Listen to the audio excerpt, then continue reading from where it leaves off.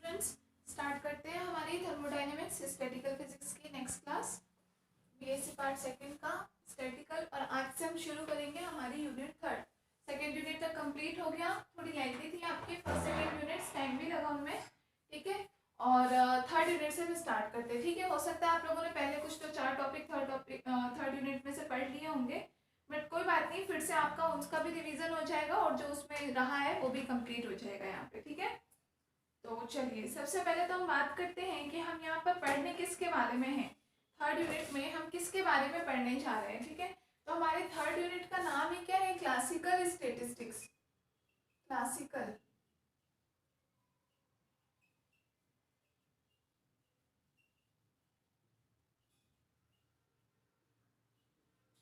ठीक है ना। क्लासिकल स्टैटिस्टिक्स मतलब चिरसम्मत सांख्यिकी, ठीक है। आप सबको पता होगा कि अपने फिजिक्स के मेनली 2 पार्ट होते हैं। 2 पार्ट मतलब एक तरह से टाइप बोल सकते हैं।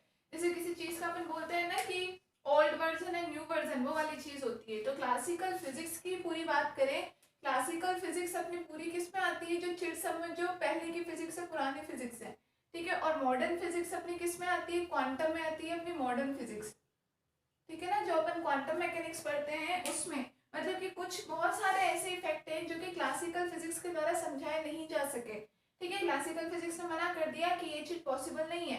क्वांटम ने उनके लिए अपने अलग तरीके निकाले। तो जो क्वांटम फिजिक्स हमारी शुरू हुई उसको हमने मॉडर्न फिजिक्स कहा। जो क्वांटम में आप लोग मेनली इफेक्ट पढ़ते हो, क्वांटम में हम मोस्टली सारी वही चीजें पढ़ते हैं जो कि क्लासिकल तरीके से पॉसिबल नहीं थी, या साइंटिस्ट ने बोला था कि नहीं इस तरीके से नहीं किया जा सकता, जबकि हमने उनको क्या, क्वांटम फिजिक्स के थ्रू हमने उन चीज़ों को पॉसिबल करके बताया कि नहीं इस कुछ मतलब एक तरह से कुछ डिफरेंट आइडिया, कुछ न्यू क्रिएशन करना, वो वाली चीज़ है, ठीक है ना। यहाँ क्योंकि हम अभी स्पेशल पेपर कौन सा पढ़ रहे हैं, हम स्टेटिस्टिक्स की बात कर रहे हैं, इसलिए हम क्या बात कर रहे हैं? ओनली क्लासिकल स्टेटिस्टिक्स के बारे में बात करेंगे कि चिरसम्मत सांख्यिकी क्या थी, जो पहले के टाइम पे पुरानी जो स्टेटिस्टिक थी, सांख्यिकी थी, कि उसमें क्या किन नियमों को बताया गया था, किस प्रकार से लागू किया गया था किसी निकाय पर, इनके बारे में हम पढ़ेंगे, ठीक है। और जो चिरसम्मत सांख्यिकी थी पूरी की पूरी, ये मेनली किसके द्वारा दी गई थी? मैक्सवेल के द्वारा दी गई थी, मैक्सवेल बोल्ट्जमान के द्वारा दी गई थी। इसीलिए क्लासिकल स्टैटिस्टिक्स का ही दूसरा नाम क्या है? मैक्सवेल बोल्ट्जमान स्टैटिस्टिक्स के नाम से भी इसे जाना जाता है। मैक्सवेल बोल्ट्जमान, ये 2 अलग अलग साइंटिस्ट थे, लेकिन दोनों ने ऑलमोस्ट सारे काम एक साथ में ही किए थे। मतलब इससे रिलेटेड जो भी इन्होंने नियम वगैरह निकाले थे, दोनों ने एक साथ अपनी खोज की थी सेम टॉपिक पे, इसलिए इन दोनों को मोस्टली एक साथ ही जानते हैं। तो ये था Maxwell Boltzmann statistics. Classical statistics को इनके नाम से जाना जाता है क्योंकि मेनली जो इससे रिलेटेड सारे लॉ थे वो मैक्सवेल और बोल्ट्जमान ने ही दिए थे, ठीक है। तो हम इनके बारे में पढ़ने वाले हैं। इनके बारे में हम पढ़ेंगे कि इन्होंने क्या क्या नियम दिए किसी निकाय को लेकर के, निकाय की गति को लेकर के। तो यहाँ बहुत सारे कुछ न्यू कॉन्सेप्ट पढ़ोगे। तो सबसे पहले तो हम ब्रीफली क्या करेंगे, उनके बारे में हम थोड़ा थोड़ा आइडिया लेंगे। कुछ जैसे कि न्यू इसमें जो भी हमारे डेफिनेशंस यूज में आने वाली है, जैसे आप लोग के, मुझे नहीं पता आप लोगों ने पहले इस यूनिट में कितना पढ़ा है, इसलिए मैं आप लोगों को फिर से स्टार्टिंग से करवा रही हूँ। तो इसमें जैसे आप लोग इसके बारे में पढ़ोगे, कला निर्देशांक होता है, फेज स्पेस होता है, ठीक है ना, फेज पे, ये सब मतलब एक तरीके से आप क्लासिकल की नहीं, ये मानो कि ये स्टैटिस्टिक्स का बेसिक ही है, ठीक है ना। इसके बेसिक कॉन्सेप्ट हैं जो आपको पता होने चाहिए। क्यों? क्योंकि कई जगह एक बार तो हम डेफिनेशन लिखेंगे, आगे हम डायरेक्टली नाम ही यूज करेंगे फेज स्पेस, तो आपको पता होना चाहिए कि यहाँ किसकी बात हो रही है, ठीक है ना। तो जैसे फेज स्पेस होता है, आपको ध्यान हो तो जब फर्स्ट या सेकेंड डे जब हमारी क्लास हुई थी थर्मोडाइनमिक्स की, तो उसमें मैंने आपको थोड़ा थोड़ा ब्रीफली बताया था मैक्रो स्टेट और माइक्रो स्टेट के बारे में। तो वो भी यहाँ पे स्पेशली ये जो टॉपिक है मैक्रोस्टेट माइक्रोस्टेट, ये इसका स्टैटिकल से रिलेटेड टॉपिक है। तो यहाँ हम फिर से पढ़ेंगे मैक्रो और माइक्रोस्टेट, इन दोनों को पढ़ेंगे, ठीक है ना। उसके अलावा हम पढ़ेंगे थर्मोडायनेमिक प्रोबेबिलिटी क्या होती है। प्रोबेबिलिटी, आप जो हमने थर्मोडायनेमिक्स का जो फर्स्ट लॉ पढ़ा था, क्या पढ़ा था? एस बराबर के एल एन ओम के बराबर पढ़ा था। यहाँ ओम को हमने बोला था ना, ओम क्या होती है? उष्मागतिकीय प्रायिकता होती है, थर्मोडायनेमिक प्रोबेबिलिटी होती है, ठीक है ना। तो हम यहाँ देखेंगे कि इस ओम का वैल्यू क्या होता है, ओम बराबर बहुत, ठीक है। तो हमें यहाँ पे उष्मागतिकी प्रायिकता देखेंगे। इस तरीके से मैक्सवेल बोल्ट्जमान का क्या वितरण का नियम, यहाँ पर भी हम इनका वितरण का देखेंगे, ठीक है ना। तो ये सारी चीजें हमें इस थर्ड यूनिट में पढ़नी है। समझ में आ गया?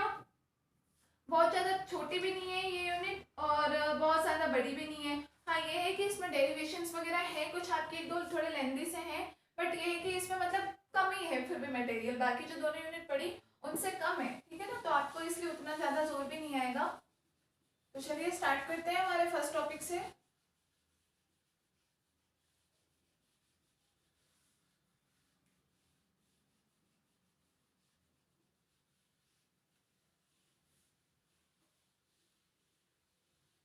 एक तरीके से आपका स्टेटिस्टिक्स से जो आप लोग रूबरू होंगे, उससे जो आप लोगों की जान पहचान होगी वो इस यूनिट से स्टार्ट होगी।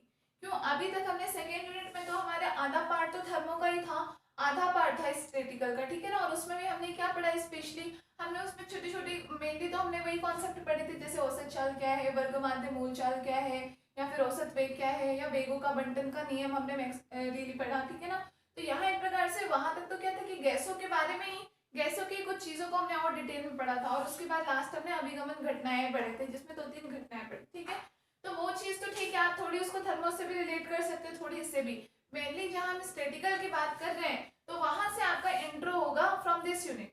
ओके, तो इसलिए यहाँ के छोटे छोटे सबसे पहले स्टार्टिंग में हमने अभी जो मैंने बताया, ये कुछ एक कॉन्सेप्ट है, इनकी डेफिनेशन हम लिखेंगे, क्योंकि आपके 1 मार्क वाले क्वेश्चन में भी आते हैं, या फिर कई बार इन्हीं छोटे छोटे 3-4 क्वेश्चंस को मिला करके एक बड़ा क्वेश्चन भी बना दिया जाता है। तो आप लोग ध्यान से समझिए और ध्यान से लिखने की कोशिश कीजिए, ठीक है। हाँ, आप लोगों को ये जरूर है कि अभी तक आप लोग जैसे थर्मो का जो मेथड पढ़ रहे थे, उसमें जो भी वैल्यूज आ रही थी, जो भी, जैसे मैंने आपको उसकी भी फर्स्ट जो क्लास ली थी, मैंने इंट्रो की ली थी, ठीक है ना, जिसमें मैंने सबसे पहले आपको छोटे छोटे बहुत सारे कॉन्सेप्ट बताए थे, लाइक समतापी, समदाबी, समायतनिक प्रक्रम है, रुद्धोष्म प्रक्रम है, ये सब क्या होता है, टी का मान क्या है, एंट्रोपी क्या है, सब कुछ। तो अब आप उनसे तो आप अच्छे तरीके से वेल नोन हो, ठीक है।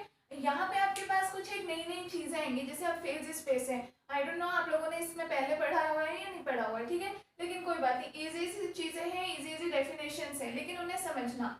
यहाँ पे एक दो आपको कुछ नई चीजें मिलेंगी, जैसे यहाँ पे आपके पास एक फैक्टर आएगा जी। जी फैक्टर बहुत यूज में लेते हैं हम स्टेटिकल में, इंपॉर्टेंट होता है। ये क्या किसको प्रदर्शित करता है, किसी भी क्वांटम स्टेट को प्रदर्शित करता है, क्वांटम स्टेट को। अभी आएगा ये सब आपके आगे आएगा, इसलिए मैं थोड़ा थोड़ा सा ब्रीफली बता दे रही हूँ, ताकि आप लोगों को ऐसे नहीं लगे, क्योंकि कुछ एक नए नए नाम तो ऑब्वियसली सी बात है भी, क्लासिकल स्टेटिस्टिक्स को कम्प्लीटली एक अलग सब्जेक्ट के वे में डिवाइड किया गया, तो ये खुद भी अपने कई सारे पैरामीटर्स लेकर के चलेगा। जैसे हमने दाबों का वितरण पढ़ा ही, औसत चाल है, औसत ऊर्जा है, वर्ग माध्य मूल चाल है, चाहे जो भी हमने most probable velocity, most probable energy, सारी चीजें, ये सब किसकी देन है, ये सब स्टैटिकल फिजिक्स की देन है, इन्होंने दी ये सारी चीजें, ठीक है ना। मैक्सवेल ने सबसे पहले वेगों का वितरण नियम दिया, वेगों का बंटन किस प्रकार से होगा, जो हमने पढ़ा। यहाँ पर भी स्टैटिकल का जो क्लासिकल मैकेनिक्स है, क्लासिकल स्टैटिस्टिक्स जो है, वो भी किसके द्वारा दी गई, मैक्सवेल बोल्ट्जमान के द्वारा। तो इतना तो आपको समझ में आ गया होगा कि मेनली इसके रिलेटेड जो भी पूरे कॉन्सेप्ट थे, वो किसके द्वारा दिए गए थे, मैक्सवेल बोल्ट्जमान के थ्रू दिए गए थे, ठीक है ना। तो एक बात तो आप वैसे भी ध्यान रखना, स्टेटिस्टिक्स से रिलेटेड अगर आप कभी कोई टॉपिक पढ़ रहे हो, या एग्जाम में अगर आप करो किसी से रिलेटेड डेरिवेशन, और आपको अगर ऐसा लगे कि नहीं मुझे इसमें पहले साइंटिस्ट का नाम लिखना है कि ये किसने दिया, आपको कोई ध्यान नहीं आ रहा हो साइंटिस्ट, तो आप एक बार को मैक्सवेल बोल्ट्जमान लिख दो, गलत नहीं होगा वो। क्यों, क्योंकि स्टैटिकल में ऐसा नहीं, और साइंटिस्ट ने भी दिया कई सारे और भी, लेकिन मेनली एक सबका जो अपन फादर मान ले वो इसमें मैक्सवेल बोल्ट्जमान है। इसलिए तो यहाँ पे आपको ये छूट मिलती है कि इन केस आप मान लो कोई सा भी नियम कर रहे हो और आप भले उसमें लिख दो कि मैक्सवेल बोल्ट्जमान ने दिया, तो एग्जामिनर गलत नहीं करेगा उस चीज को, ठीक है ना। चलिए, तो सबसे पहले हम किसके बारे में पढ़े,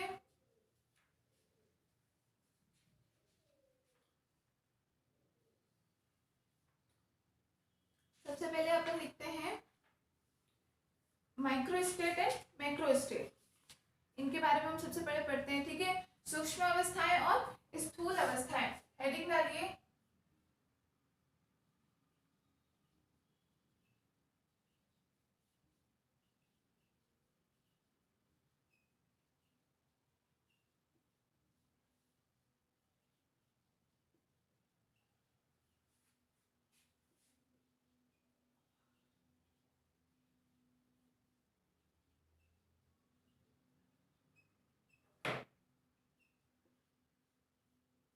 स्थूल अवस्थाएं, ठीक है, या हम क्या लिख सकते हैं, माइक्रोस्टेट्स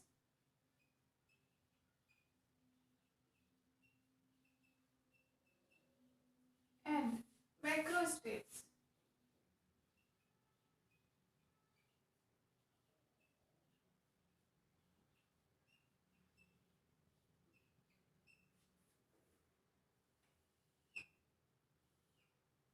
माइक्रोस्टेट्स एंड मैक्रोस्टेट्स। ठीक है, आप लोगों को वैसे थोड़ा ध्यान में तो होगा ही, मैंने आपको लिखवाया है तत्वों में भी, कोई बात नहीं, यहाँ हम फिर से देखेंगे।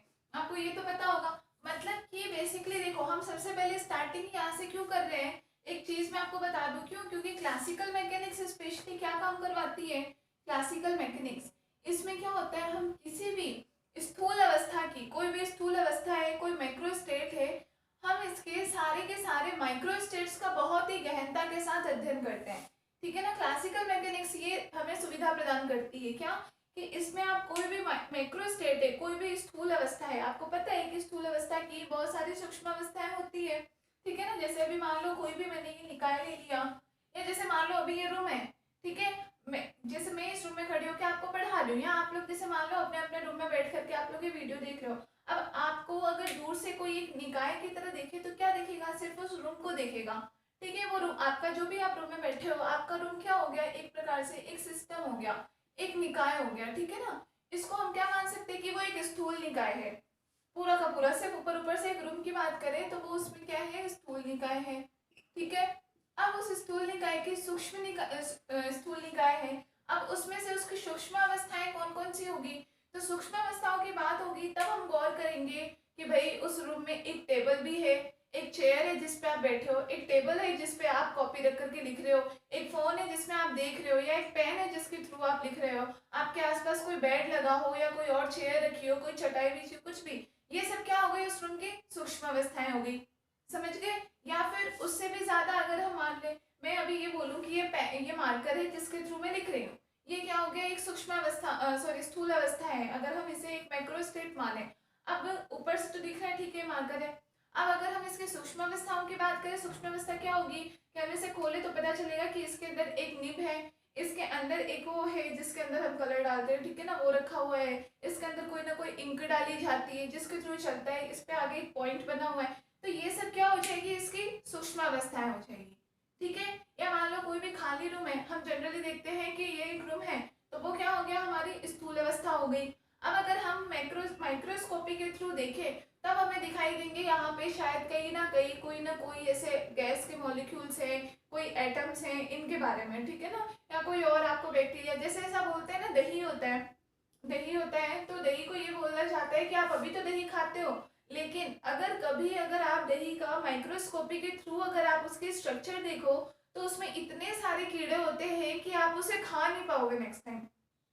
क्यों भाई, एक्चुअली में दूध में कुछ ना कुछ कीड़ा करके उसको बनाया जाता है दही को, ठीक है ना, खट्टा होता है वो जो भी होता है। अब आप नॉर्मली एक बाउल देखो दही का, तो वो क्या हो गया, एक मैक्रोस्टेट है, एक स्थूल अवस्था हमने ले ली, ये बाउल है, इसमें दही भरी हुई है। जब हम उसको माइक्रोस्कोपी वगैरह के थ्रू देखते हैं, किसी सूक्ष्मदर्शी के द्वारा देखते हैं, तो अब हमें दिखाई देंगे कि उसमें कितने छोटे छोटे कितने हजारों या लाखों की तादाद में कितने बैक्टीरिया है उसमें।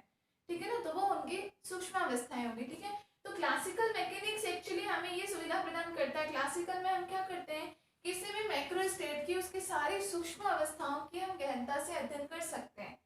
ये स्पेशलिटी होती है क्लासिकल मैकेनिक्स की। क्वांटम में ऐसा नहीं होता, क्वांटम सीधी साफ सुथरी बात करता है कि ये चीज है, आपको इसमें से ये रिजल्ट निकलवाना है, आपका इस तरीके से नहीं हो रहा, ये मेथड यूज करो, इस मेथड से हो जाएगा, ये बात करता है क्वांटम। क्लासिकल क्या करता है, थोड़ी सी अप्रोच लगाता है और लगता है नहीं हो रहा, क्लासिकल गिव अप कर देता है कि नहीं ये चीज पॉसिबल नहीं है। ठीक है, और ये क्या करेगा, जो भी माइक्रो स्टेट है तो उसी की छोटी छोटी सूक्ष्म अवस्थाओं की अध्ययन करता है, जबकि क्वांटम ऊपर ऊपर की बड़ी बड़ी चीजों की बात करता है, एक तरीके से ये मान सकते हैं। ठीक है,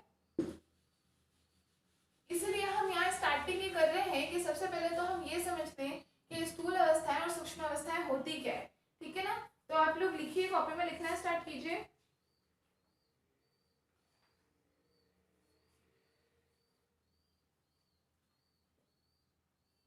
मान लेते हैं एक भौतिक निकाय, मान लेते हैं एक भौतिक निकाय जो कैपिटल एन, जो कैपिटल एन कणों से मिलकर के बना है, कणों से कैपिटल एन कणों से मिलकर के बना है, तथा कैपिटल वी आयतन के, कैपिटल वी आयतन के कैपिटल वी आयतन के सीमा में परिबद्ध है। उतनी दूर में कुछ भी हमने इसका वॉल्यूम ले लिया, सपोज ये है वॉल्यूम है, इसमें कोई कैपिटल एन कण है, तो इसी वॉल्यूम के अंदर अंदर में ही एन कणों को रहना है। ठीक है,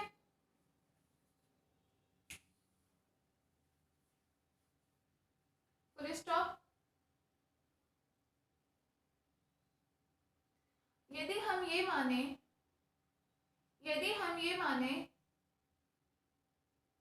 कि ये सभी कण, ये जो एन कणों की बात हो रही है, यदि हम ये माने कि ये सभी एन कण एक दूसरे से कोई क्रिया नहीं करते,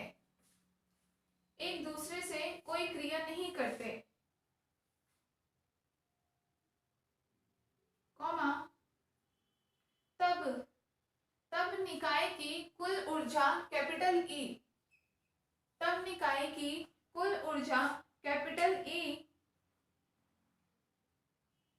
प्रत्येक कण की ऊर्जा स्मॉल ई आई, प्रत्येक कण की ऊर्जा स्मॉल ई आई के कुल योग के बराबर होगी।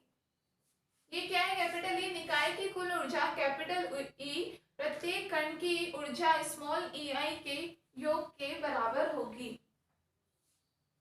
योग के बराबर होगी।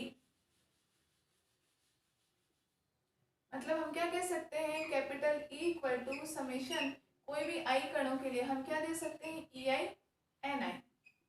एन आई प्रत्येक एक कण है और हर एक कण की ऊर्जा मान लो ई है, तो हमारी कुल ऊर्जा किसके, इन सबके योग के बराबर होगी। समीकरण 1, ई आई एन आई। नीचे लिख लेना, जहां एन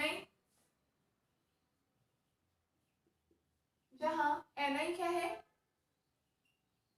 ई आई ऊर्जा वाले कणों की संख्या, ई आई ऊर्जा वाले कणों की संख्या। ठीक है, और ये इक्वेशन जो है, ठीक है, आगे हमारी इसमें कोई डेरिवेशन नहीं है, यहाँ तो अभी हम डेफिनेशन की बात कर रहे हैं, लेकिन ये आपको ध्यान रखना है, इक्वेशन आगे भी आपकी यूज आएगी काफी। ठीक है ना, मतलब एक तरीके से पूरी स्टैटिकल फिजिक्स में ही आपको ये ध्यान रखना है कि कुल कणों की ऊर्जा कैपिटल ई इस सूत्र के द्वारा दी जाती है। ठीक है, नेक्स्ट एरो लगा के लिखिए, नेक्स्ट एरो लगाइए। आपको अभी समझ में आ गया, हमने केवल क्या बात की है, एक तरीके से देख लो कि कोई एक हमारे पास निकाय है जिसमें कुल हम किसकी एन कणों की बात कर रहे हैं, और हमने माना कि ये सारे एन कण क्या किसी भी वी आयतन की सीमा में परिबद्ध है, मतलब इसके अंदर अंदर में स्थित है।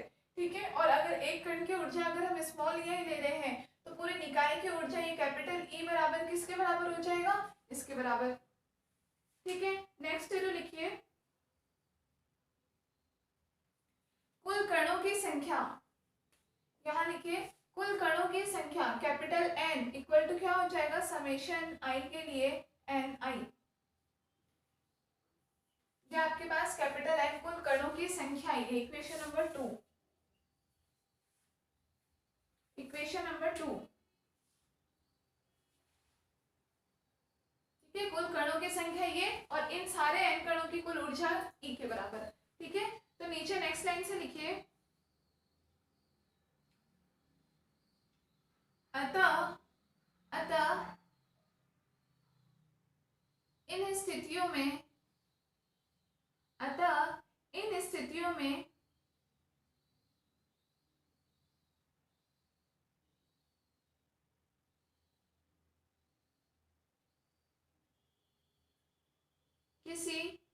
अतः इन स्थितियों में किसी स्थूल निकाय को मैक्रोस्टेट, किसी स्थूल अवस्था, अतः इन स्थितियों में किसी स्थूल अवस्था को किसी निकाय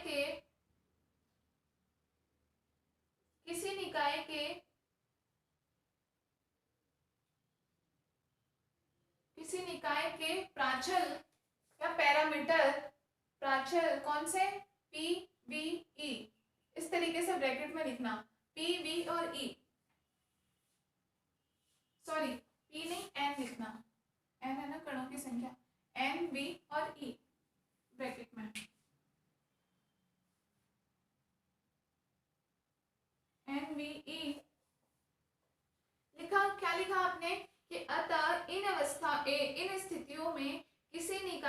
सूक्ष्म स्थूल अवस्था को निकाय के प्राचल एन, बी और ई ब्रैकेट क्लोज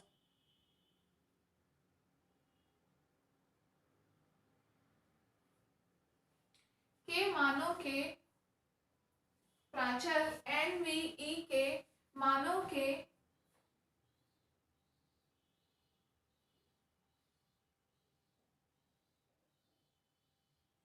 विशेषताओं के रूप में परिभाषित किया जा सकता है।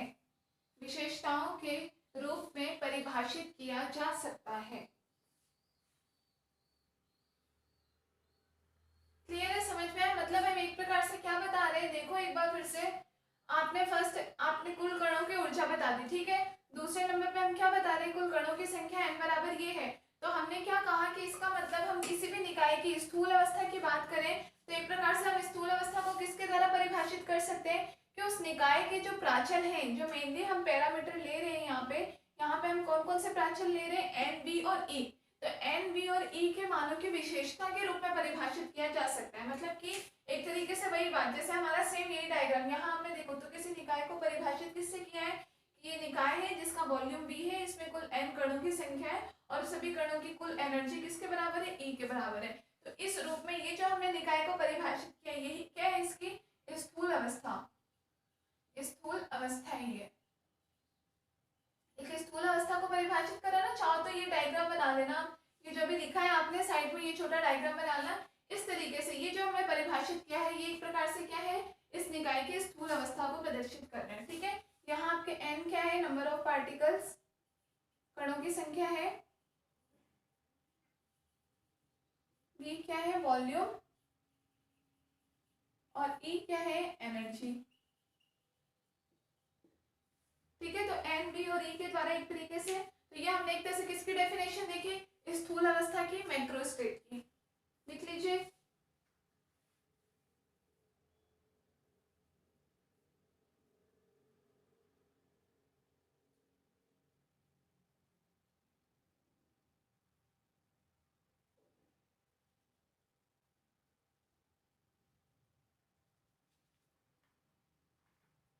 लिख लिया। नेक्स्ट एरो डालिए, नेक्स्ट एरो डाल करके लिखिए, किसी नियत आयतन कैपिटल वी के लिए, किसी नियत आयतन कैपिटल वी के लिए परिभाषित एक निकाय, कैपिटल वी के लिए परिभाषित एक निकाय जिसमें कुल कैपिटल एन कणों की संख्या हो, जिसमें कुल कैपिटल एन कणों की संख्या हो, कणों की संख्या हो,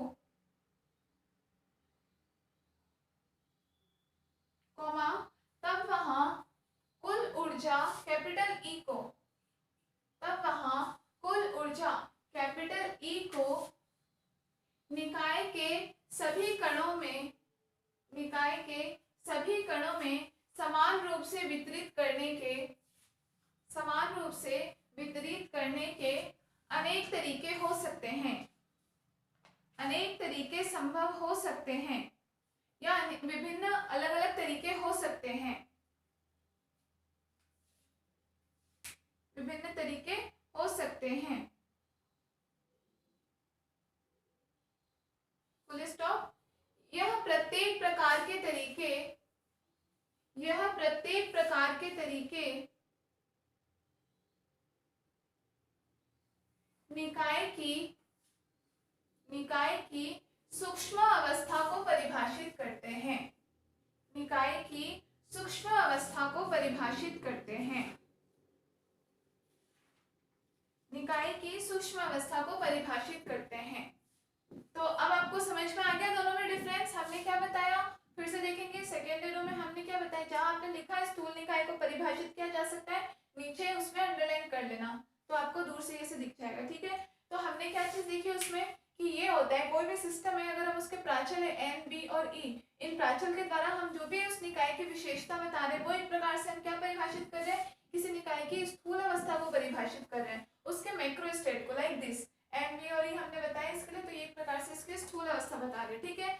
इस नेक्स्ट एरो में हमने क्या लिया है, कोई निकाय है जिसका आयतन आपने बताया कैपिटल बी है उसमें कुल कणों की संख्या कैपिटल एन है, तो कुल ऊर्जा जो है निकाय की कैपिटल ई जिसे आप बता रहे हो, उसको प्रत्येक कण, मान लो एन कण है तो प्रत्येक एन कण में बराबर रूप में विभाजित किया जा सके, उसका बंटवारा किया जा सके, उसके कई तरीके हो सकते हैं।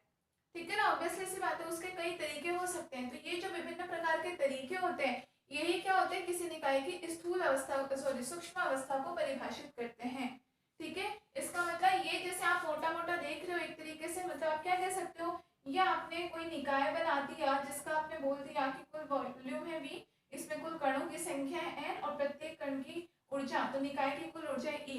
ये हो गई इसके बाहर बाहर की आपने एक तरीके से आउटलाइन बना दिया, ये इसकी स्थूल अवस्था हो गई। अब इसके अंदर ये E एनर्जी, मान लो कितने भी कणों की संख्या है, तो प्रत्येक कण में किस किस प्रकार से विभाजित है, किस प्रकार से हो सकता है प्रत्येक कण को हमने आधी आधी एनर्जी दी हो, 1/2 1/2 1/2, अब कितना अमाउंट है उस पर डिपेंड करता है। हो सकता है प्रत्येक को हमने 1/4 एनर्जी विभाजित कर रखी हो, या फिर हमारे पास एनर्जी की मात्रा बहुत ज्यादा हो तो प्रत्येक को हमने एक एक इलेक्ट्रॉन वोल्ट या जो भी एक जूल जो भी है उतनी उतनी एनर्जी दे रखी हो। ठीक है ना, तो ये जितने भी तरीकों से हम कुल एनर्जी को विभाजित कर रहे हैं सब में समान रूप से, वो सारे तरीके ही क्या कहलाते हैं, किसी निकाय के सूक्ष्म अवस्था को परिभाषित करते हैं।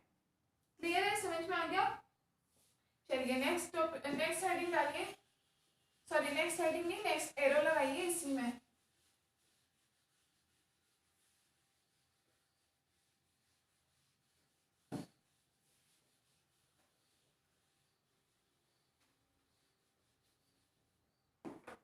नेक्स्ट एरो लगा के लिखिए।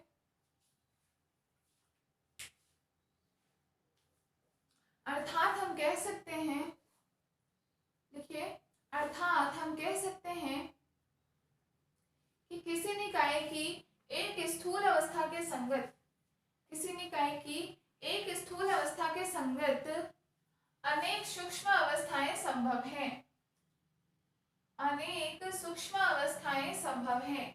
किसी निकाय की एक स्थूल अवस्था के संगत अनेक सूक्ष्म अवस्थाएं संभव हैं, अनेक सूक्ष्म अवस्थाएं संभव हैं। Full stop. नेक्स्ट लाइन से लिखिए, उदाहरण के लिए, उदाहरण के लिए, उदाहरण के लिए 3 कण A, B व C, उदाहरण के लिए 3 कण A, B व C का बंटन निकाय की दो ऊर्जा अवस्थाओं, निकाय की दो ऊर्जा स्तर, निकाय की दो ऊर्जा स्तर n1 बराबर 1 व n2 बराबर 2 में किया जाता है, n1 बराबर 1 व n2 बराबर 2 में किया जाता है। Full stop. तब निकाय की सूक्ष्म एवं स्थूल अवस्था निम्न प्रकार होगी, तब निकाय की सूक्ष्म एवं स्थूल अवस्थाएं निम्न प्रकार होंगी, निम्न प्रकार होंगी। कैसे होंगी, देखो ये एग्जाम्पल हम पहले भी कर चुके हैं, इसलिए देखो हमें क्या बता रहे हैं हम कि यहाँ पे कोई 3 कण है और हमने उसे 2 ऊर्जा स्तर, इसका मतलब इसमें जो भी कुल एनर्जी है वो 2 ऊर्जा स्तरों में विभाजित है। एक तो आपके पास है n1 और एक है आपके पास n2, और क्या बता रखा है, n1 में आपका एक कण जाना चाहिए, एक कण डाल दिया, और n2 में आपके 2 कण स्थित है। ठीक है, कि इस प्रकार से हमने इसका विभाजन कर रखा है। तो ये क्या हो गई, ये इसका हो गया मैक्रोस्टेट, मतलब स्थूल अवस्था।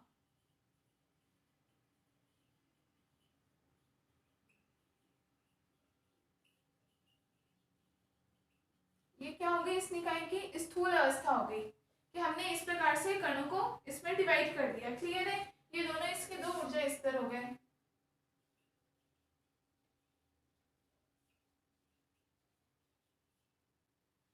ये 2 ऊर्जा स्तर हो गए, ये 2 कण यहाँ और ये एक कण यहाँ पे, इस तरीके से हमने बांट दिया। अब लेकिन यहाँ पे आपको पहचान में आ रही है क्या, कण हमारे पास 3 थे, ए बी और सी। अब इसमें से कौन सा कण हमने कहाँ रखा है ये हमें नहीं पता। अब इन कणों का विभाजन किस तरीके से संभव है, जैसे मान लो हमें ये 2 ऊर्जा स्तर दे रखे हैं, ठीक है, पॉसिबल है कि हमने एक कण यहाँ रख दिया हो, बी और सी को हमने इसमें रखा हो, एक नीचे है, 2 कण n2 में है, तो हमने क्या मान लिया, ये n1 है और ये n2 है। एक कंडीशन तो ये पॉसिबल है, दूसरी कंडीशन पॉसिबल है कि हमने बी को नीचे रख लिया हो, ए और सी को हमने ऊपर भेज दिया हो, और तीसरी क्या पॉसिबल कंडीशन है कि सी को नीचे रख लिया हो, ए और बी को हमने ऊपर भेज दिया हो। ठीक है, तो ये इसकी आंतरिक जो अवस्थाएं हैं कि कितने भिन्न भिन्न तरीकों से इस विभाजन को हम कर सकते हैं, मतलब प्रायिकता एक तरीके से हम बोलते हैं ना कि इसके कुल तरीके कितने होंगे। ठीक है ना, कुल जैसे हम पढ़ते हैं प्रोबेबिलिटी, पढ़ते हैं परम्यूटेशन, कॉम्बिनेशन, वही वाली चीज है कि यहाँ पे कुल इनको इस तरीके से विभाजित करने के कितने विभिन्न तरीके हो सकते हैं। तो ये तीनों इसकी क्या कहलाएंगे, सूक्ष्म अवस्थाएं।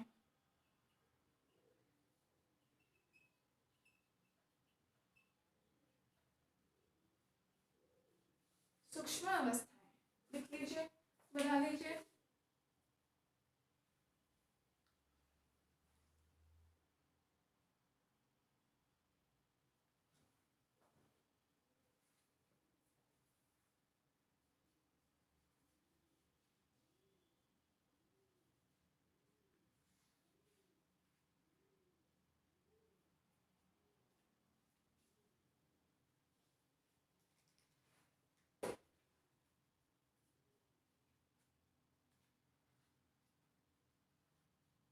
लिखिए, चलो तो ये आपकी हो गई स्थूल अवस्था, सूक्ष्म अवस्था। हो गया, समझ में आ गया होगा।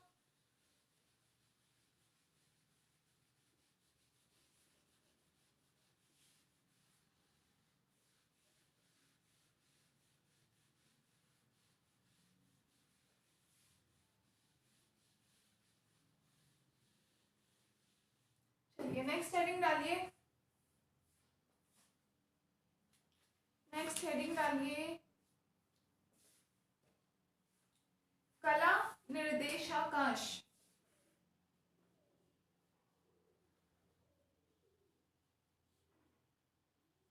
कला निर्देशाकाश। ठीक है, या क्या कहते हैं इसे, फेज स्पेस। फेज स्पेस, तो देखो इसको फेज स्पेस ध्यान रखना ज्यादा इजी है ना, बजाय कि आप कला निर्देशाकाश इतना टफ वर्ड याद रखो।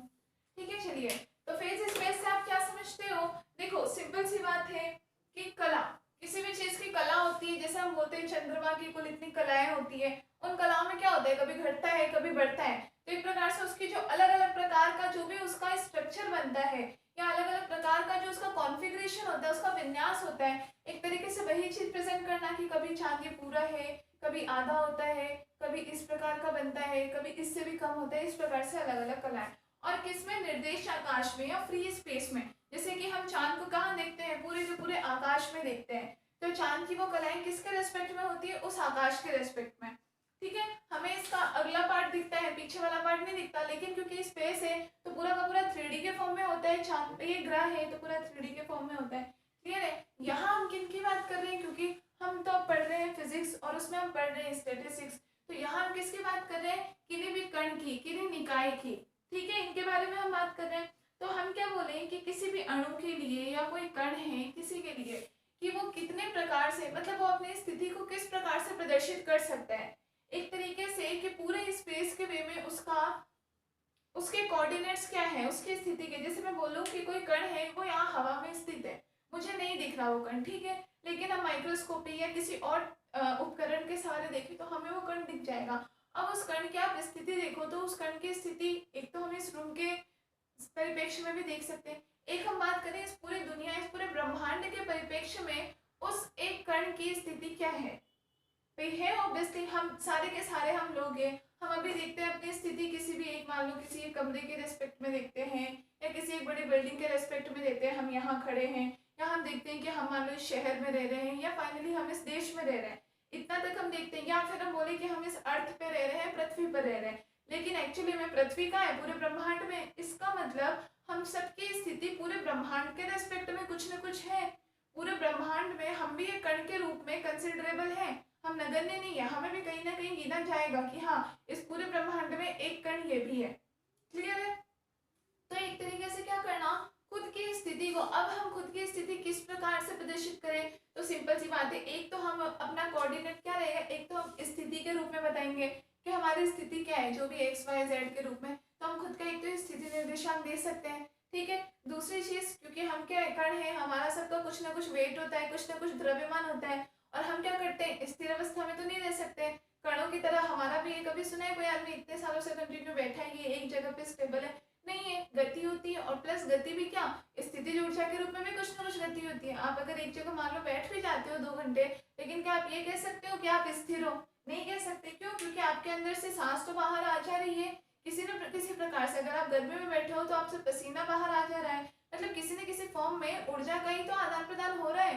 वही वाली बात हो गई ना कि आप एक तरीके से, आप खुद एक निकाय हो और आप अपने सराउंडिंग से किसी न किसी प्रकार की ऊर्जा का लेन देन कर रहे हो, या तो आप दे रहे हो या फिर बाहर से ले रहे हो। तो आप स्थिर किस तरीके से हुए? नहीं हुए आप स्थिर, ठीक है। और जब गति कर रहे हो, चल रहे हो, तब तो ऑब्वियसली गति है ही है। तो क्योंकि हमारा द्रव्यमान भी है, वेग भी है, इसका मतलब हम सबका कुछ ना कुछ संवेग भी होगा, ठीक है। तो हम खुद की स्थिति को किसके द्वारा मेनली रिप्रेजेंट कर सकते हैं? एक तो हम अपना स्थिति निर्देशांक बताएं और एक हम अपना संवेग निर्देशांक बताएं, ठीक है। तो यही मिला करके हमारा क्या कहलाता है, हमारा कला निर्देशांक कैसा है, हमारा कला निर्देशाकाश कैसा है, या फेस स्पेस में हम अपनी कंडीशन किस प्रकार से बताते हैं। क्लियर है? तो यहाँ हम क्योंकि कणों की बात कर रहे हैं, तो किसी भी कण की पूरे निर्देशाकाश में उसकी स्थिति क्या होगी। जैसे हम बोले कि मान लो वो एक्स वाई तल में अगर वो गति कर रहा है, तो एक्स तल है, वाई तल है, क्लियर है। लेकिन माइनस एक्स तल भी है, माइनस वाई तल भी है, जेड तल है, माइनस जेड तल भी है, ठीक है ना। कुछ भी, तो हम क्या कह सकते हैं कि इसका मतलब उस एक कण की गति इन सबके रेस्पेक्ट में कुछ ना कुछ होगी। क्लियर है ना?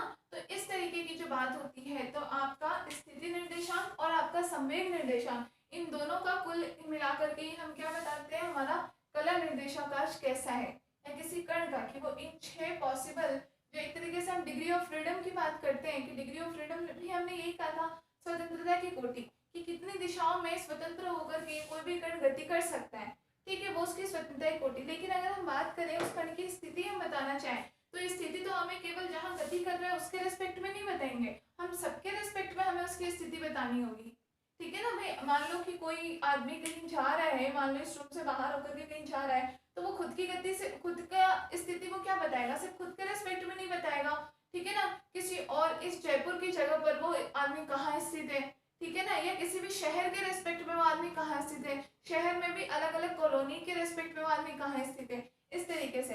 तो किसी भी कण की स्थिति, संवेग, इन दोनों निर्देशांकों का जो संयोजन होता है, जो कॉम्बिनेशन होता है, वही क्या कहलाता है, हमारा कला निर्देशाकाश। समझ में आया? अब लिखो, इसमें हेडिंग डालो, लिखिए कला निर्देशाकाश, ब्रैकेट में लिख लेना फेज स्पेस, फेज स्पेस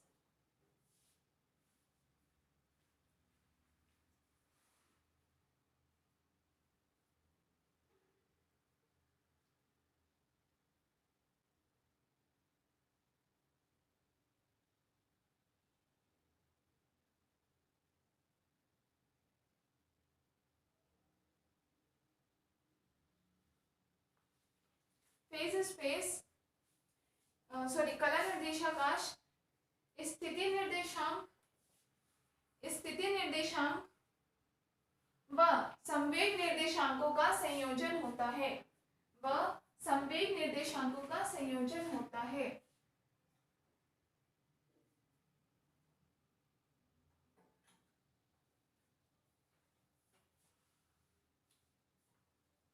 संवेग निर्देशांकों का संयोजन होता है, ठीक है, लिख लिया। उसमें आप सिंपली एक सब हेडिंग डालना,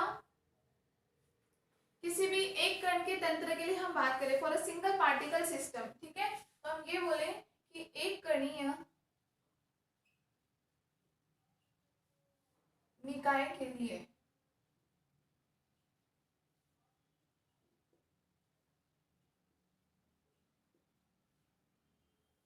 एक कणीय निकाय के लिए, देखिए इसमें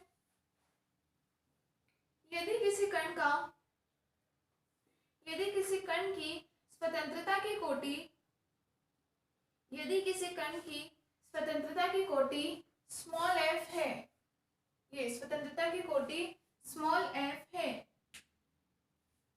तब इस कण का, तब इस कण का कला निर्देशांक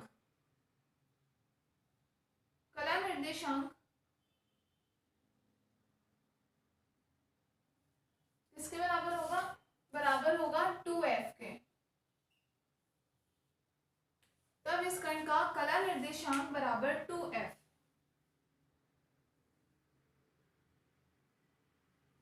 क्लियर है? ये एक तरीके से इसका फॉर्मूला होगा। ठीक है, तो आप इसमें एग्जांपल के लिए नेक्स्ट एरो लगा करके लिखिए यदि कण की स्वतंत्रता की कोटि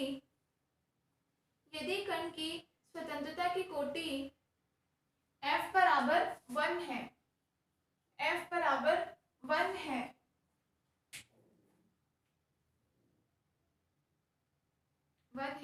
तब कला निर्देशांक में कण के पास स्वतंत्रता की कोटियों की संख्या बराबर कितनी होगी? 2f के बराबर 2 इंटू f का मान है 1 बराबर 2 होगी। मतलब कला निर्देशांक में स्वतंत्रता की कोटियों की संख्या कितनी होगी? 2। ये 2f के द्वारा क्या दिया जाता है कि जैसे हमने f तो बताया डिग्री ऑफ फ्रीडम है या स्वतंत्रता की कोटि है किसी कण की। ठीक है, हम बात करें कि कला निर्देशांक में वही स्वतंत्रता की कोटि किसके बराबर हो जाएगी? 2f के बराबर हो जाती है। ध्यान रखना 2f क्या है, चाहे ब्रैकेट में लिख लेना। 2f यहाँ पर क्या है? कला निर्देशांक में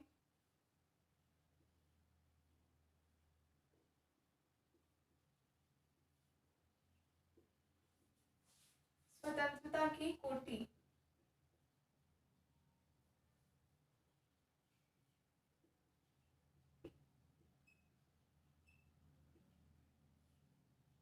की संख्या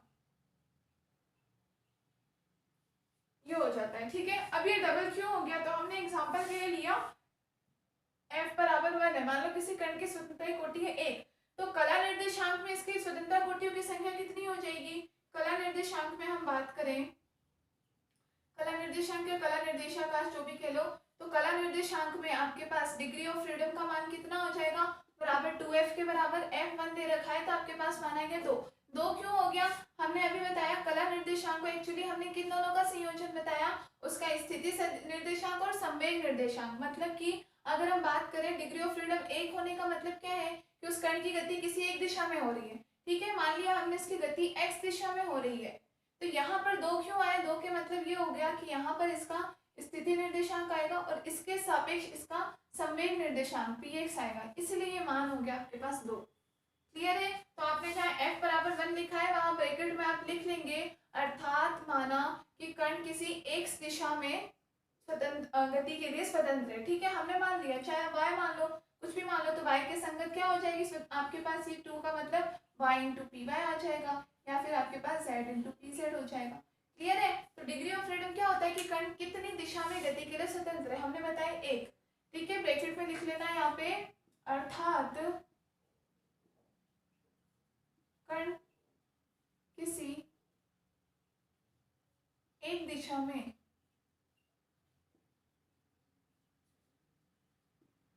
गति के लिए स्वतंत्र है।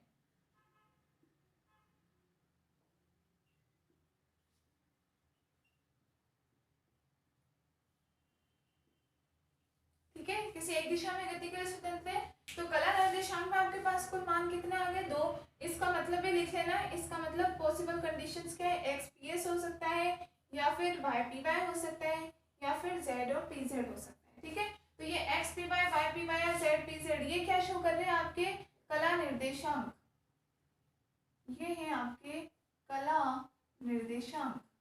ठीक है, तो हमने डेफिनेशन लिखी कि कला निर्देशांक किनका संयोजन होता है? किसी कण की स्थिति और संवेग का संयोजन होता है। क्लियर है? लिख लीजिए।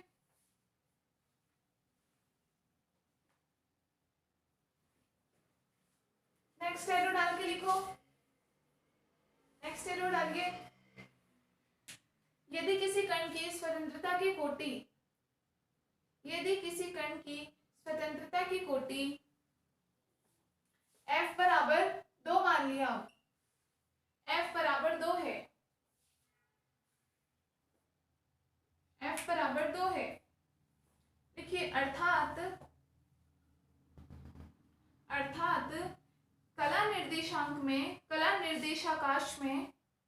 अर्थात कला निर्देशाकाश में कण के स्थिति निर्देशांक x तथा y हैं। डिग्री ऑफ फ्रीडम दो होने का मतलब क्या हो गया, किसी भी दो दिशा में गति के लिए स्वतंत्र है, तो हम मान लेते हैं x और y दिशा में, ठीक है। तो हमने क्या लिखा कि अर्थात कला निर्देशाकाश में कण के निर्देशांक स्थिति निर्देशांक क्या है, x तथा y है, ठीक है। तथा संवेग निर्देशांक क्या है, px एंड py है, px एंड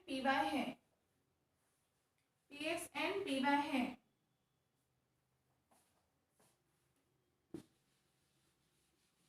संवेग निर्देशांक क्या है, px एंड py है। तो दैट इज कुल स्वतंत्रता की कोटियों की संख्या, कुल डिग्री ऑफ फ्रीडम कितने हो जाएंगे आपके पास, 2f के बराबर 2 इंटू 2 कितना हो गया 4, और 4 कौन से आ गए आपको पता चल गया ना, x y px और py। लिख लीजिए।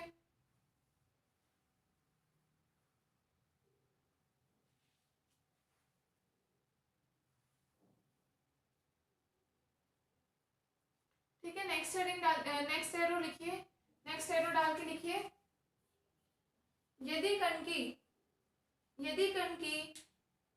स्वतंत्रता की कोटियां डिग्री ऑफ फ्रीडम कितना मान लिया, f बराबर 3 है। यदि कण की स्वतंत्रता की कोटि f बराबर 3 है, अर्थात सामान्य आकाश में कण के स्थिति निर्देशांक क्या हो जाएंगे, x y एंड z है। सामान्य आकाश में कण के स्थिति निर्देशांक x y तथा z है, और कण के संवेग निर्देशांक px py तथा pz है, px py तथा pz है, ठीक है। दैट इज क्या कह सकते हैं हम, कुल डिग्री ऑफ फ्रीडम कितना हो जाएगा हमारे पास, 2f के बराबर मतलब 2 इंटू 3 बराबर में 6 हो जाएंगे, और 6 आपके पास कौन से हो जाएंगे, x y z px py और pz। ठीक है, तो इस तरीके से आपके मतलब फेज स्पेस में हर कण अपनी स्थिति को स्थिति के साथ उसका संवेग निर्देशांक भी आएगा। मतलब बस यही है कि उसका डिग्री ऑफ फ्रीडम एक है, लेकिन इस स्पेस में आके फेज स्पेस में आकर के उसका डिग्री ऑफ फ्रीडम कितना हो जाएगा, जस्ट डबल हो जाएगा, क्योंकि उसका संवेग निर्देशांक भी आ जाएगा साथ में। ठीक है, तो नेक्स्ट एरो लिखिए, नेक्स्ट एरो डाल के लिखिए, अर्थात यदि किसी कण के ये लिखिए, यदि कैपिटल एन कणों के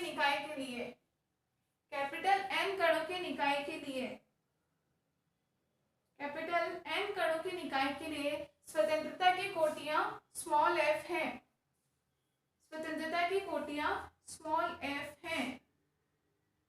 तब फेज स्पेस में कला निर्देशाकाश में स्वतंत्रता की कुल कोटियां कितनी हो जाएगी, स्वतंत्रता की कुल कोटियां बराबर 2NF। ठीक है, किसी n पार्टिकल सिस्टम के लिए।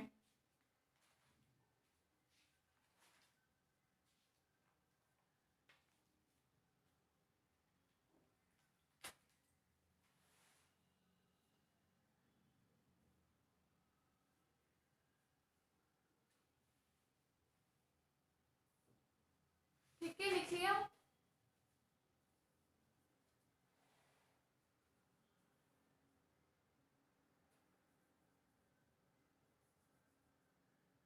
तो ये आपका होता है फेज स्पेस। समझ में आ गया? मतलब एक तरीके से एक लाइन लिखो, आप लोग नोट दे करके एक लाइन लिखो, अर्थात गैस का प्रत्येक अणु, गैस का प्रत्येक अणु कला निर्देशाकाश में, कला निर्देशाकाश में अपना एक निरूपक बिंदु रखता है, मतलब रिप्रेजेंटेटिव पॉइंट, अपना एक निरूपक बिंदु रखता है।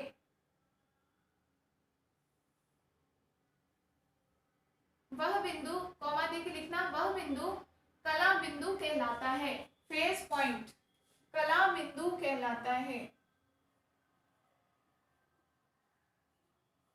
वह बिंदु कला बिंदु, ब्रैकेट में लिख लेना, फेज पॉइंट कहलाता है।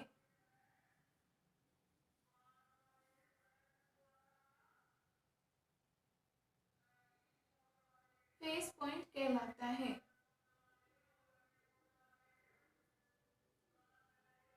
ठीक है, मैं पूरे स्पेस में किसी बिंदु के द्वारा, जैसे मान लो हम बात करते हैं ये कोई बिंदु है, तो ये क्या कर रहा है, अब ये किसी कण की स्थिति को प्रदर्शित कर रहा है। अब हम इसके निर्देशांकों की बात करेंगे तो हमें मिलेगा कि मान लो x और px है इसके निर्देशांक, या 4 डिग्री ऑफ फ्रीडम है जो भी। तो इस प्रकार से किसी बिंदु के द्वारा प्रदर्शित करता है, जिसे हम क्या बोलते हैं, कला बिंदु कहते हैं। ठीक है, तो अब ये बात हो गई, ये केवल मतलब स्थिति और संवेग के रूप में नहीं है, हर अलग अलग निकाय के लिए ये मान कुछ भी अलग अलग हो सकते हैं। लेकिन मेन बात क्या है कि हर एक पॉइंट पूरे स्पेस के अकॉर्डिंग अपना कुछ ना कुछ रिप्रेजेंटेटिव पॉइंट रखता है, जिसके द्वारा वो खुद को निरूपित करता है, खुद को प्रस्तुत करता है, वो खुद को रिप्रेजेंट करता है। ठीक है ना।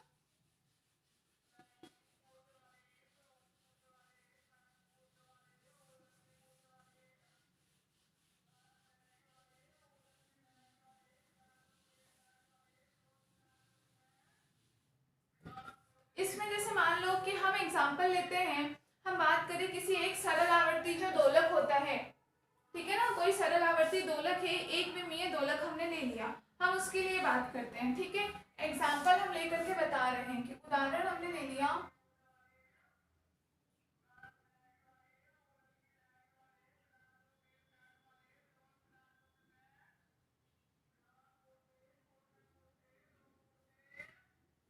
किसी एक विमीय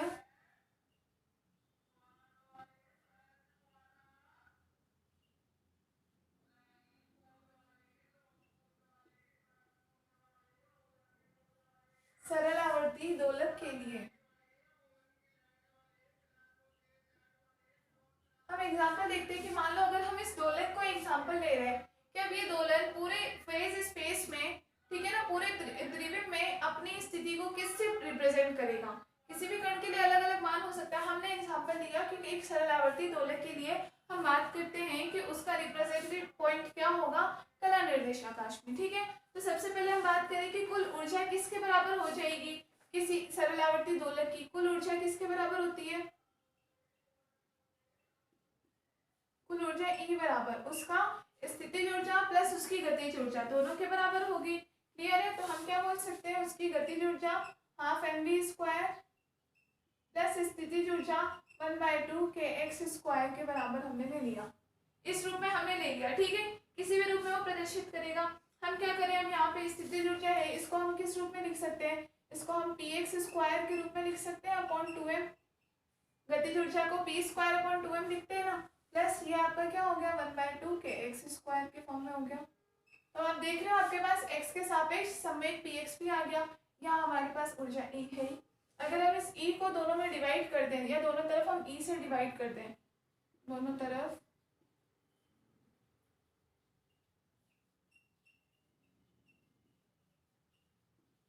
E से विभाजित करने पर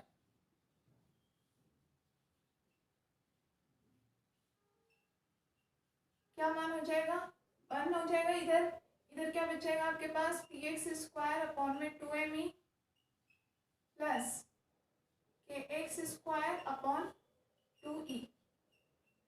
क्लियर है, या फिर हम इसको किस रूप में लिख सकते हैं, जैसे यहाँ हमारे पास क्या मान बच रहा है 2me है, इसको हम इस तरीके से भी लिख सकते हैं, px square upon under root ले ले हम 2me, इसके स्क्वायर के रूप में लिख सकते हैं। अंडर रूट का स्क्वायर है तो वापस हमारे पास वही सेम मान ही आ जाएगा।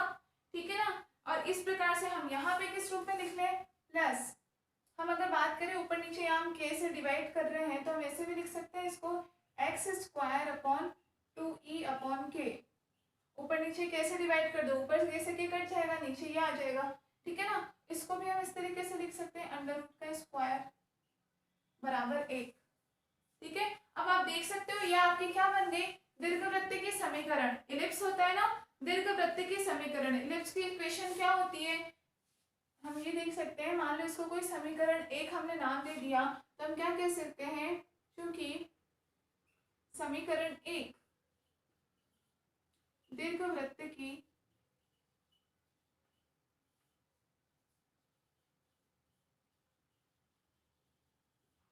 समीकरण के समान है। कैसे, दीर्घवृत्त की समीकरण तो जानते हो ना, यहाँ आगे देखना, ये होता है, कोई भी आप मान लो x² / a² + y² / b² बराबर 1, ये तो होती है दीर्घवृत्त की समीकरण। अब इसके जैसे दिख रही है आपको ये इक्वेशन भी, यहाँ पे a और b क्या होते हैं, सेमी मेजर एक्सिस और सेमी माइनर एक्सिस होते हैं, जो कि दीर्घवृत्त के अलग अलग समीकरणों को प्रस्तुत करते हैं, ठीक है ना। सेमी मेजर और सेमी माइनर ये दोनों क्या है, तो इसके बेस पे हम कोई दीर्घवृत्त, ये इक्वेशन में बिल्कुल ऐसी है, तो इसके आधार पर हम कोई दीर्घवृत्त बनाए,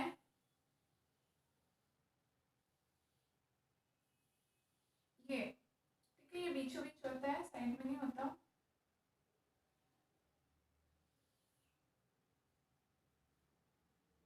तो यहाँ पे आपके पास x² / a², x² / ये मतलब ये मान आपके पास a का आ रहा है, ठीक है। ये होती है आपकी सेमी मेजर एक्सिस, कितना हो गया 2e/k, ठीक है। और ये मान आपके पास कितना हो गया अपॉन b के बराबर √2me, ये दूरी जानते होंगे ना। दीर्घवृत्त इस तरीके से बनाते हैं, जैसे ये मान होता है ना, तो ये आपका a होता है और ये आपका वैल्यू होता है b, ठीक है ना। इनको ये बोलते हैं सेमी मेजर और सेमी माइनर एक्सिस बोलते हैं हम इनको इसके, ठीक है। तो इस प्रकार से ये हमें क्या कर रहा है, इन दोनों का मान प्रदर्शित कर रहा है। इसके बेस पे हम ये डायग्राम बना सकते हैं और हम क्या लिख सकते हैं कि इसका मतलब हमारे पास a बराबर हमें क्या मिला हुआ है, a बराबर √2e/k और b बराबर क्या मिला हुआ है √2me के बराबर। b बराबर हमें क्या मिल गया, हम इसको सेमी मेजर सेमी माइनर को क्या बोलते हैं, अर्ध दीर्घ अक्ष या फिर अर्ध लघु अक्ष कह सकते हैं हम इसको, ठीक है ना। अर्ध दीर्घ अक्ष और अर्ध लघु अक्ष, समझ में आ गया आपको।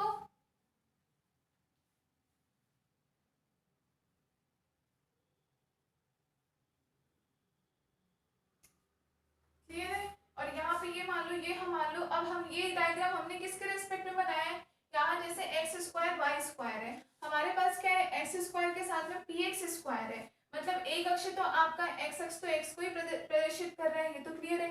y की जगह आपका क्या है, संवेग का अक्ष px अक्ष है, ठीक है ना। तो मतलब ये बनाने का हमारा मतलब क्या है कि हमने ये कहा कि जैसे कोई सरल आवर्ती दोलक होता है, हम बात करते हैं स्पेस में वो अपनी स्थिति को किस प्रकार निरूपित करेगा, तो हमने देखा कि उसके लिए जो कुल ऊर्जा का जो मान होगा वो किसके रूप में आएगा, तो वो भी हमने देखा उसकी स्थिति और संवेग इन दोनों के रूप में प्रदर्शित करेगा वो, ठीक है, इन दोनों निर्देशांकों के रूप में। तो आपका ये तो वहां से उसका मान हो जाएगा। और क्योंकि स्पेस में जो होता है, कोई भी हम बात करते हैं दीर्घवृत्त के रूप में होता है, तो स्पेस में ये जो आकार बनाएगा, जो हमने कहा फेस पॉइंट होता है जिसके द्वारा कोई खुद को रिप्रेजेंट करता है, तो सरल आवर्ती दोलक पूरी स्पेस में खुद को किसके रूप में रिप्रेजेंट करेगा, एक दीर्घवृत्त के रूप में प्रदर्शित करेगा, ठीक है। और ये ई का मान इसके लिए कुछ इस प्रकार से, ये अपना एक मतलब हर कोई अपने लिए एक यूनिक प्रकार का ये आकृति बनाता है, एक यूनिक ट्रेजेक्ट्री बनाता है, जिसको हम कहते हैं ट्रेजेक्ट्री से मतलब ये होता है, जरूर नहीं है कि दीर्घवृत्त का आकार तो बहुतों का हो सकता है, लेकिन दीर्घवृत्त के आकार में यही का यही मान होना, ऊर्जा का संवेग और स्थिति का मान ही होना और बिल्कुल यही मान होना वो पॉसिबल नहीं होता। अब ये मान प्रत्येक के लिए क्या होता है, बिल्कुल यूनिक होता है। तो इस तरीके से ये हमने एक एग्जांपल दिया है सरल आवर्ती दोलक के लिए, जहां पर इस दोलक की जो कुल ऊर्जा ई है वो संवेग और एक्स अपनी स्थिति और संवेग इन दोनों के रूप में अपने मान को एक दीर्घवृत्त के रूप में प्रदर्शित करती है। ये है इसको बताने का मतलब। क्लियर है, समझ में आ गया, नोट कर लीजिए।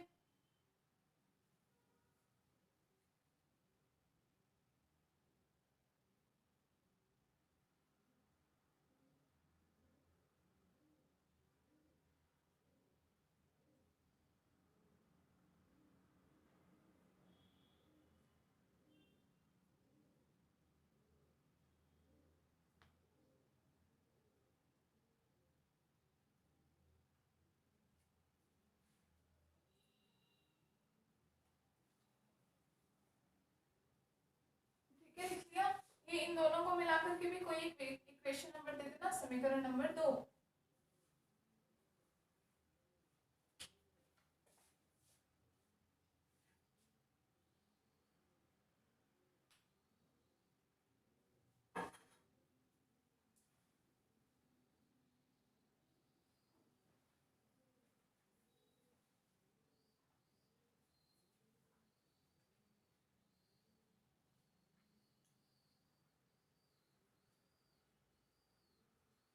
समीकरण नंबर 2,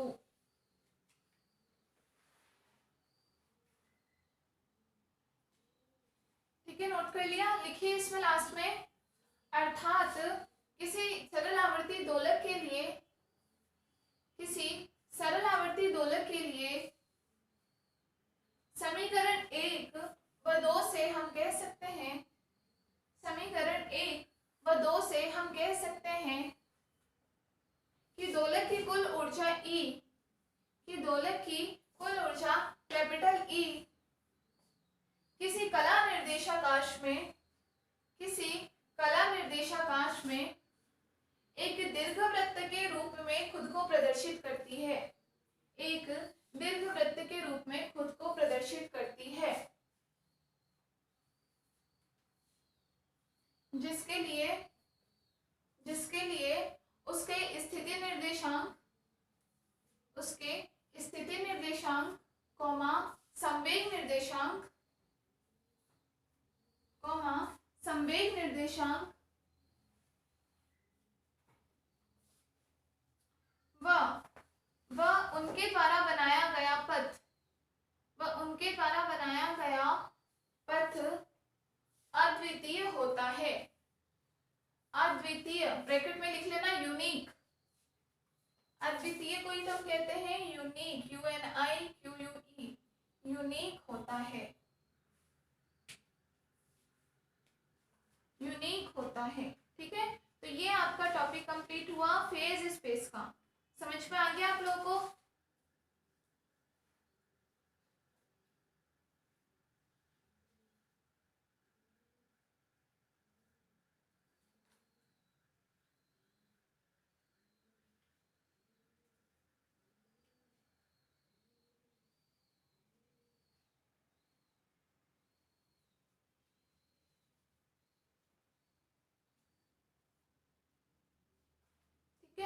ये बात होगी इसका, तो यहाँ से हम इसका एरिया निकाल सकते हैं, कुछ भी डिफरेंट एरिया हो जाएगा। ठीक है, अगर हम बात करें इसका वॉल्यूम का, कि क्योंकि स्पेस में बात करें, स्पेस में तो क्या आपका 3D होता है, ठीक है, इसका मतलब वहाँ कुछ ना कुछ वॉल्यूम भी होगा, तो उसका आपका वॉल्यूम कितना हो जाएगा। ठीक है ना, तो आप इसमें एक हेडिंग डालिए, इसी के मतलब यही आपका टॉपिक चल रहा है, इसी में हम सब हेडिंग एक लेते हैं।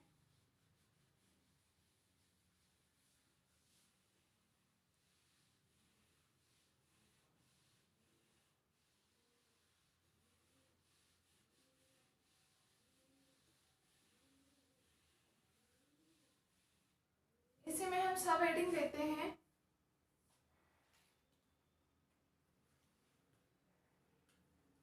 लिखेंगे कुल कला कोशों की संख्या, कला कोशों की संख्या भी कह सकते हैं, या हम इसे एक तरीके से इसके सूक्ष्म अवस्थाओं की संख्या भी कहते हैं। जो कला कोश होंगे वो एक प्रकार से इसकी क्या सूक्ष्म अवस्थाएं होंगी, क्या सूक्ष्म अवस्थाओं की संख्या।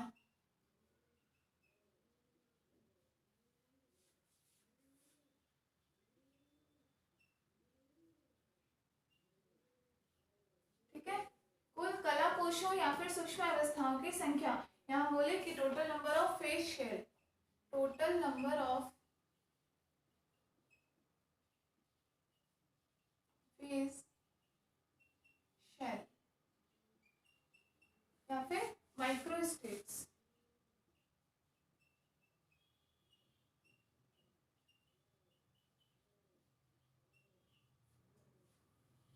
तो इनके बारे में हम बात करते हैं। ठीक है ना, कि इसमें से भी हमने जैसे एक तरीके से अभी जो हमने एक दीर्घवृत्त बनाया, वो जो हमने एक ट्रेजेक्टरी बनाई, एक पथ बनाया जिसको हमने अद्वितीय कहा, वो एक प्रकार से क्या है, वही एक पूरी की पूरी स्थूल अवस्था है।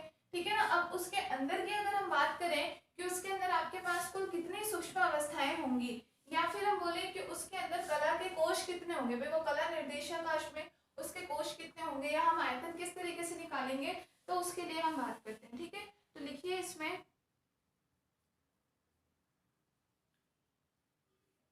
लिखेंगे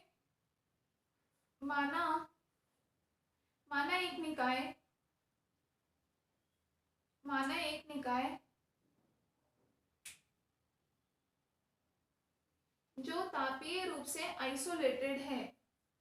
जो तापीय रूप से आइसोलेटेड मतलब क्या बोल सकते हैं हम, पृथक, विलगित बोल दो, है ना। माना एक निकाय जो अपने परिवेश से, माना एक निकाय जो अपने परिवेश से तापीय रूप से विलगित है, ब्रैकेट में लिख लेना आइसोलेटेड है, आइसोलेटेड है, फुल स्टॉप।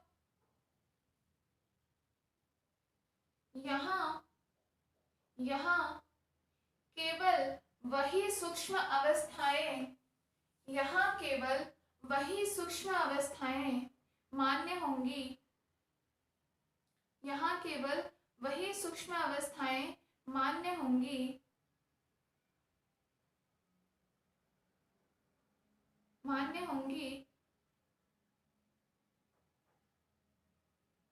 जो कि नियत ऊर्जा के, जो कि एक नियत ऊर्जा के प्रतिबंध का पालन करेंगी, जो कि एक नियत ऊर्जा के प्रतिबंध का पालन करेंगी।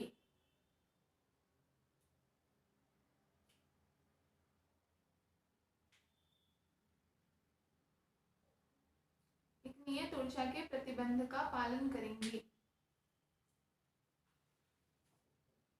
Full stop. नेक्स्ट लाइन से लिखना, यदि हम कला निर्देशाकाश को, यदि हम कला निर्देशाकाश को आयतन के 6 अल्पांशों में विभाजित कर देते हैं, 6 अल्पांशों में, 6 आयतन अल्पांशों में विभाजित करते हैं, जिन्हें सुविधा के लिए हम कोश या फिर कोष्ठिका कहते हैं। ठीक है ना, कोश या फिर कोष्ठिका। ये जो आपके छोटे छोटे आयतन अल्पांश होंगे, किसी में मान लो हमने इस प्रकार अगर कोई आयतन अल्पांश में विभाजित किया है, तो ये आपके क्या कहलाएंगे, छोटी छोटी शेल्स या फिर कोष्ठिका कहते हैं, कोष्ठिका कहते हैं, कॉमा जिनकी भुजाएं, अब अल्पांशों की भुजाएं किस लंबाई की होगी, तो आप लिखेंगे dx dy dz dpx dpy dpz। ये आपके पास 6 भुजाएं हो जाती है। क्लियर है, सिंपल सी बात है। हम एक्स वाई जेड के रूप में कहते हैं, एक्स वाई जेड के रूप में हम किसी कण को कह रहे हैं, अगर हम यहाँ से अल्पांश ले लेंगे तो क्या मान हो जाएगा dx, इसके रेस्पेक्ट में मान हो जाएगा dy, इसके रेस्पेक्ट में हो जाएगा dz, और इनके संवेग भी क्या होंगे dpx dpy dpz। ठीक है, तो जिनकी भुजाएं इन ये सारे लिख लेना, इन लंबाइयों की होती है,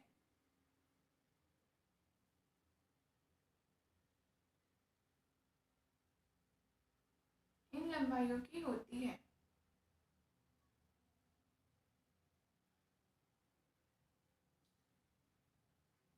फुल स्टॉप। यह भुजाएं निकाय की तुलना में, संपूर्ण निकाय की तुलना में अत्यंत सूक्ष्म होते हैं, संपूर्ण निकाय की तुलना में अत्यंत सूक्ष्म होते हैं, परंतु इतने बड़े अवश्य होते हैं कि प्रत्येक कोष्ठिका में कला बिंदुओं की बहुत बड़ी संख्या होती है, कि प्रत्येक कोष्ठिका में कला बिंदुओं की बहुत बड़ी संख्या होती है, कला बिंदुओं की बहुत बड़ी संख्या होती है।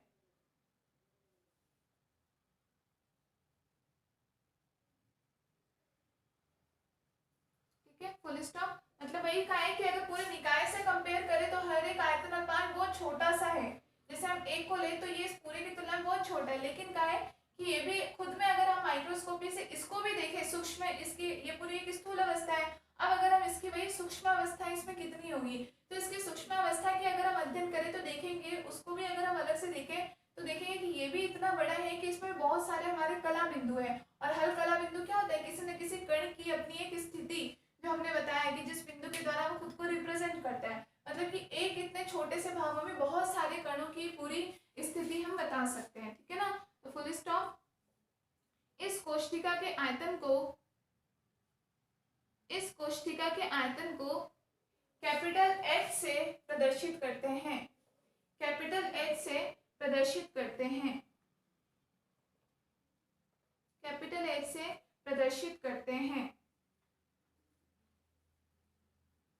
जहां लिखेंगे जहां कैपिटल एच किसका फलन होगा, पी और क्यू का, और ये बराबर होता है ई ऊर्जा के। ठीक है, ये होता है कुल आयतन किसी एक कोशिका का, कुल कला कोशिकाएं जो हैं जिनकी संख्या की हम बात कर रहे हैं, तो ये होता है इनका आयतन। ठीक है, जहां आपके पास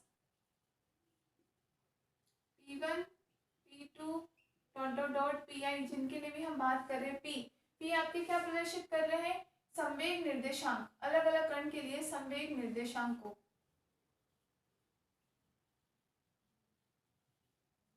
ठीक है, और आपके ये Q1 Q2 dot dot dot QI ये किसको प्रदर्शित कर रहे हैं, स्थिति निर्देशांक को।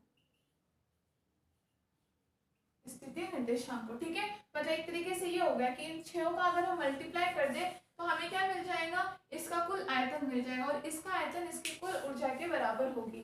क्लियर है, पी और क्यू, जैसे ये हमने त्रिविम में बात की है तो इसके तीन हमारे स्थिति निर्देशांक है, Q1 Q2 Q3 हो गए ये तीनों, और ये तीनों हमारे P1 P2 P3 हो गए, और इन सबका एक तरीके से मल्टीपल किसके बराबर हो जाएगा, इसके कुल आयतन के बराबर।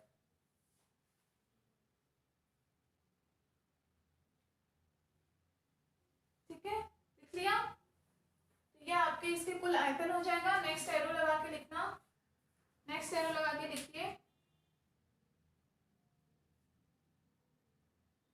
किसी कला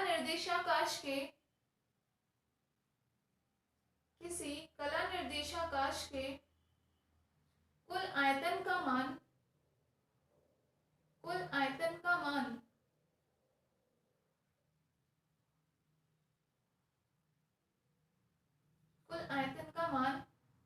जो कि कुल ऊर्जा के बराबर होता है, जो कि कुल ऊर्जा के बराबर होता है, कुल ऊर्जा के बराबर होता है, कॉमा उस निर्देशाकाश के उस कला निर्देशाकाश के सूक्ष्म अवस्थाओं की संख्या का माप होता है। सूक्ष्म अवस्थाओं की संख्या का माप होता है। सूक्ष्म अवस्थाओं की संख्या का माप होता है, मतलब ये वाली बात होगी कि ये जो मान हमारे पास आए एक तरीके से यही इसमें कुल सूक्ष्म अवस्थाओं की संख्या भी हो जाएगी। ठीक है, ये हमारी कुल किसकी सूक्ष्म अवस्थाओं की संख्या होगी। क्लियर है, तो समझ में आ गया, ये आपका था। तो ये हमारा एक प्रकार से आयतन है। अगर हम इन सब आयतन को ले तो हम इन सबको डी टॉस से भी प्रदर्शित कर सकते हैं। कुल आयतन है एक्स से प्रदर्शित करो, या आप चाहो तो इसको डी टॉस से भी प्रदर्शित कर सकते हो। ठीक है, डी टॉस से कैसे प्रदर्शित करते हैं, चाहो तो एक नेक्स्ट एरो लिखो और नेक्स्ट एरो लगा के लिखो। अनिश्चितता के सिद्धांत से, हाइजेनबर्ग ने दिया था ना, अनिश्चितता के सिद्धांत से क्या होगा आपके पास, ds डॉट dpx लगभग किसके बराबर हो जाएगा, h के, या h कट अपॉन 2 के रूप में ले लो, किसी वे में ले लो, हम h के फॉर्म में ले रहे हैं। ठीक है, या फिर दूसरा dy dot dpy almost equal to h, या dz dot dpz almost equal to h। अनिश्चितता के सिद्धांत से ये तीनों मान पॉसिबल है, लिख लीजिए।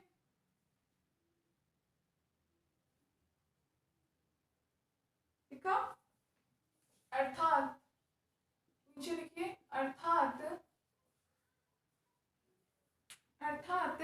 किसी निर्देशाकाश के कुल आयतन, किसी निर्देशाकाश के कुल आयतन का मान, किसी निर्देशाकाश के कुल आयतन का मान डी टॉ बराबर हो जाएगा आपका dx dot dy dot dz dot dpx dot dpy dot dpz, इन सब के छेव के मल्टीपल के बराबर। वही h में भी हमने p और q के रूप में बताया था, वहाँ q क्या थे आपके dx dy dz को ही तो प्रदर्शित कर रहे थे स्थिति निर्देशांक को, और px py pz को p प्रदर्शित कर रहा था।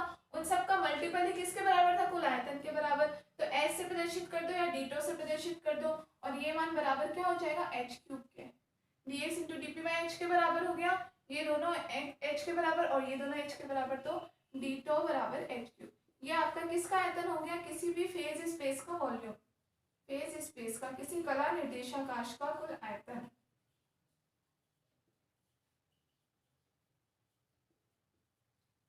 ठीक है, तो ये आपका टॉपिक था कि फेज स्पेस किसे कहते हैं। अब ये टॉपिक मुझे पता नहीं आप लोगों ने पहले पढ़ा है या नहीं, फर्स्ट टाइम पढ़ा होगा, तो हो सकता है इसमें कुछ एक दो चीजें अटपटी आपको लगी होंगी, लेकिन आप एक बार क्लास लेने के बाद इन नोट्स को एक बार फिर से अच्छे से पढ़िए और समझिए। एक बार आप और बस रीड आउट मार लो ऊपर ऊपर, तो आपको बहुत अच्छे से समझ में आ जाएगा। ठीक है ना।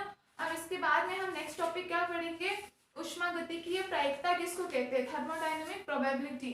ठीक है, पहले तो हमने डायरेक्ट ओनली वैल्यू बता दी थी एस बराबर के एल एन ओम, जो ऊष्मागतिकी का थर्ड लॉ था, और ओम को हमने बताया था कि प्रोबेबिलिटी। अब हम इस ओम का मान निकालेंगे, किसका मान क्या होता है और किस तरीके से। ठीक है, लेकिन उसमें आपकी थोड़ी बड़ी सी डेरिवेशन है, इसलिए हम उसे करेंगे नेक्स्ट क्लास में। तो तब तक आप इसको अच्छे से पढ़ लीजिए और समझ लीजिए। ओके।